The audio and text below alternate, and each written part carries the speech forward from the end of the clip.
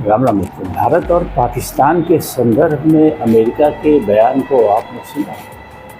America का कहना है कि दिस इज़ नॉट आवर वार, ये उनका युद्ध नहीं है। उनका कहना है कि ये हमारा युद्ध नहीं है। भारत और पाकिस्तान जाने और समझे उन्हें क्या करना है।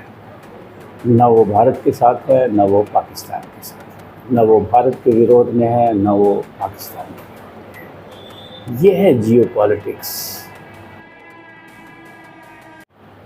अमेरिका पे जब आतंकी हमला होता है तो वो उम्मीद करता है कि पूरी दुनिया उसके सुर में सुर मिलाए, उसके कंधे से कंधा मिला के आतंक के विरुद्ध लड़े। लेकिन अगर किसी दूसरे देश पे, भारत जैसे देश पे आतंकी हमला होता है तो उसका ये बयान है कि वो इसका युद्ध नहीं है, वो किसी के साथ नहीं है। तो मैं भारतीयों और अमेरिका दोनों से कहना चाहूँगा कि वो जियो पॉलिटिक्स को समझें। आज जो पाकिस्तानी है कल वो भारतीय ही थे। यही नहीं, मैं तो यहाँ तक कहता हूँ कि वो सारे के सारे सनातन संस्कृति के ही वंशावली से आते हैं।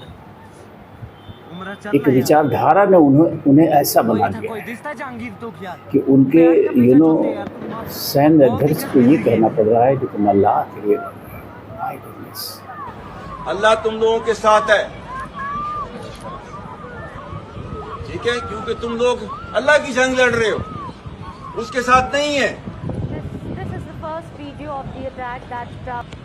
क्योंकि अल्लाह ने हुक्म दिया हुआ है। ये मौलवी साहब खड़े हैं, इनको पता होगा। इन्नमा जज़ाउल्लज़ीना युहारिबूनल्लाह व रसूलहू व यसअऊना फिल अर्ज़ि फसादन अन युक़तलू, आगे क्या है, औ युसल्लबू औ तुक़त्तअ अयदीहिम व अर्जुलुहुम मिन ख़िलाफ़िन औ युनफ़ऊ मिनल अर्ज़। आपने ये सारे काम किए हैं। अल्लाह ताला ने हुक्म दिया है कि जो अल्लाह और उसके रसूल से लड़ाई करता है और जमीन पर। के मेरा कहने का तात्पर्य ये है, मैं भारत के संदर्भ में कहूँगा कि भारत को इस अंतर्राष्ट्रीय जियो पॉलिटिक्स में नहीं फंसना चाहिए। पाकिस्तान का क्या है, वो तो एक बर्बाद कंट्री है, वो एक फेल्ड कंट्री है, एक फेल्ड नेशन है। लेकिन भारत एक विकासशील देश है जिससे आने वाले समय में विकसित राष्ट्र बनने की संभावनाएं हैं, जो तेज़ी से ग्रो कर रहा है। और जो मुझे लगता है कि ये जियो पॉलिटिक्स है जो भारत को फंसाना चाहती है इसमें। इस समय आप देखिए जितने भी युद्ध चल रहे हैं, चाहे वो इज़राइल और फ़िलिस्तीन का हो या फिर रशिया और यूक्रेन का हो, ये युद्ध लंबे खिंच रहे हैं, युद्ध ख़त्म नहीं हो रहे हैं। अगर इसी तरह से रूस की तरह भारत भी इस जियो पॉलिटिक्स में फंस गया तो उसकी विकास की जो रफ्तार है वो रुक जाएगी। और हमारे अंदर कितनी तरह की समस्याएं हैं ये हम सब जानते हैं।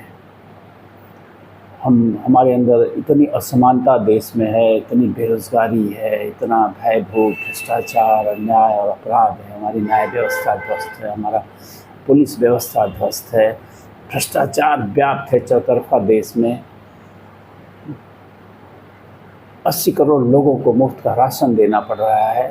तो कुल मिला के आंतरिक स्थितियां बहुत सुदृढ़ नहीं है। भले ही ग्लोबल स्तर पर लगे कि भारत विकासशील देश है, ठीक है, विकासशील देश है, लेकिन असमानता के चलते वो विकास का लाभ सिर्फ कुछ प्रतिशत लोग ही पा रहे हैं। तो हमें अंदरूनी लड़ाई लड़नी है। यही यहाँ एक विचारधारा है, जिस विचारधारा से लड़ाई हो रही है उस विचारधारा को मानने वाले भी 20, 25, 30 करोड़ हैं जो अपने आप को संविधान से ऊपर समझते हैं। वही भाषा बोलते हैं जो पाकिस्तान का सेनाध्यक्ष बोल रहा है। जो सियासत हमारे दीन के खिलाफ होगी, हमारे मजहब के खिलाफ होगी। हम पहले मुसलमान है, बाद में हिंदुस्तानी है। पहले हमारे पास कलमा है, फिर हमारे पास तिरंगा है। उमर अब्दुल्ला, तेरी सियासत पे मैं थूकता हूँ। अगर हमारे मजहब पर, हमारे मस्जिदों पर, हमारे खानकों पर उंगली उठेगी, या तो हमारा सर कलंद होगा या वो उंगली कट जाएगी। ये हमारा ईमान है, डरते हम किसी से नहीं है, ये हमारा। तो हमें तो अंदर खुद लड़ना है, हमें अंदर की समस्याओं से जूझने की ज़रूरत है। हमें इस अंतर्राष्ट्रीय जियो पॉलिटिक्स में फंस के एक लंबे युद्ध की तरफ नहीं जाना है। तो मैं भारत सरकार से यही अपील करूंगा, वीडियो को लंबी नहीं करूंगा, कि बहुत सतर्कता और सावधानी की ज़रूरत है और इस अंतर्राष्ट्रीय साजिश में फंसने की ज़रूरत नहीं है। इससे बचना है, कैसे भी बचना है। ठीक है, मैं नहीं कह रहा हूँ कि हमें बदला नहीं लेना है, लेकिन बदला स्ट्रेटेजिक लेने की ज़रूरत है। ज़रूरी नहीं है कि हत्या का बदला हत्या से लिया जाए। अब देखिए, मैं एक एग्जांपल देता हूँ। गली के गुंडे, भारत में आप हर गली हर मोहल्ले में कुछ गुंडे पाएंगे जो नीचता की पराकाष्ठा पर उतर आते हैं, और आम आदमी उनका जवाब इसलिए नहीं देना चाहता है कि वो जानता है कि उनका जवाब देने के लिए उनके नीचता वाले स्तर पे आना पड़ेगा। और इसको वो जो गली छाप नीच गुंडे हैं वो ये समझते हैं कि लोग डर रहे हैं उससे। तो कैसा होता नहीं है, लोग उसके स्तर पे नहीं जाना चाहते हैं।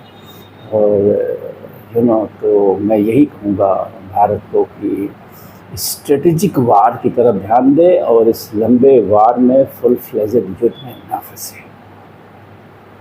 इसमें नुकसान सिर्फ और सिर्फ हमारा है। पाकिस्तान जैसे फेल्ड कंट्री का कोई नुकसान नहीं, वो तो ऑलरेडी फेल्ड है, उससे हमारी कोई तुलना नहीं है। हम एक विकासशील देश हैं।